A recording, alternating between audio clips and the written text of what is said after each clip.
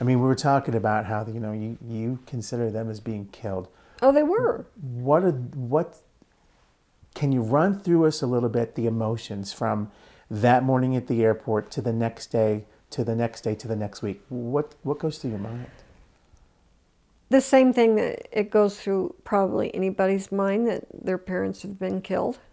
The worst thing my sisters and I went through was the fact that did mother know she was going to go crash. I mean, we were trying to figure out the seconds, and that was so iffy at that time.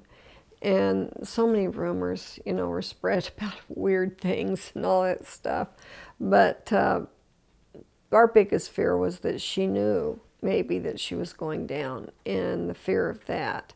But I don't think so. Now, in 8 seconds or 20, even 20 seconds, you just pretty much don't know. It just, especially if you roll over on a plane, I don't think.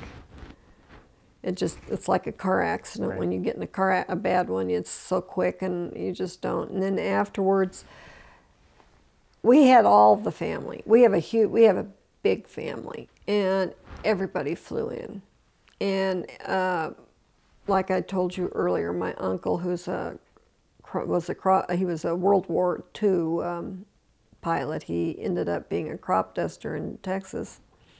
He flew in on his own plane that day and went straight to the crash site because he maintains planes. He does his own planes. And he came and he told me, he said, I'll never forget, he rang the doorbell, and I was kind of shocked he'd gotten here so quickly. And he said, honey, it was the rudder. And I said, I didn't even, I said, what? What do you mean? And he said it was a rudder. It was a malfunction of the plane. And I said, how do you know that, Uncle Bob? It's like, he goes, I talked to enough people, and he said, I know planes. And he said, I know all kinds of planes. So, and what he did in his retirement was he would fly. He has or he used to. He had a pilot's license, and he could fly big planes to different places. It's funny, he knew that in 2 hours, and it took the NTSB 10 years to figure out. Right. And that's why I'm doing this, because I think people need to know that it wasn't wind, and it was a malfunction of the plane, and how hard they tried to cover that up.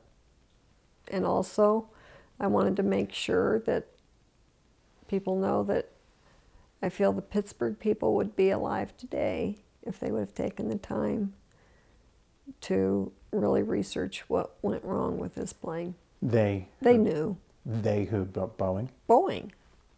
And United.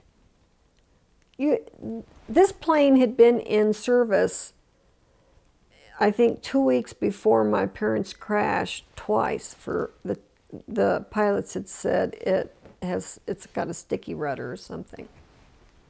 And so they knew that plane had, something. And I know that in my heart, I know United knew they had a plane with that. And they continue to build this plane, and they say, oh, we've, fixed it. Hope they have. But I sure don't like it when my kids fly on one.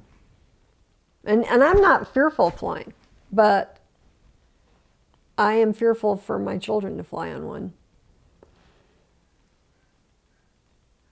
Did you file a lawsuit? Yes. Did you sue United or Boeing?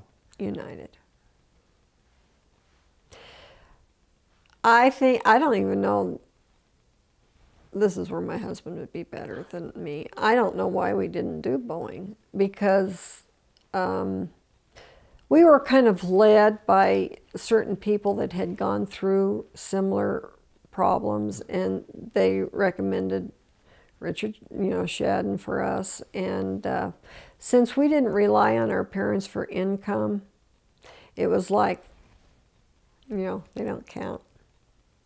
Now, the women that had husbands, of course it counted, for their livelihood and all that stuff. But when you look at the statistics, it's better to cover it up a little bit, you know, and say, you know, it's cheaper to pay out for 25 people than to try to pull in all your 737s and figure out what's wrong with them.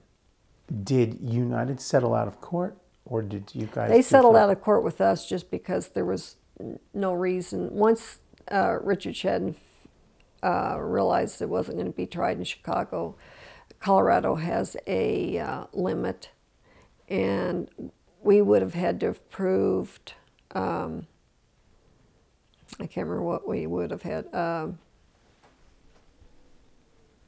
can't remember what it was we would have had to prove, and he said it would have cost a fortune. So, to your best of your knowledge and memory, do you know if they settled with everyone out of court? No, I don't think. Oh, yes. Oh, on that flight, yes, Yeah. absolutely. Oh, yeah. I think so. On the 585 cases. Yeah. One gal hung out forever. Bless her heart. Boy, she hung in there. She wasn't going to let it go. You know, and she was a little bit older, and she and her husband had worked together and had a company, and she really relied on him. And she hung in there.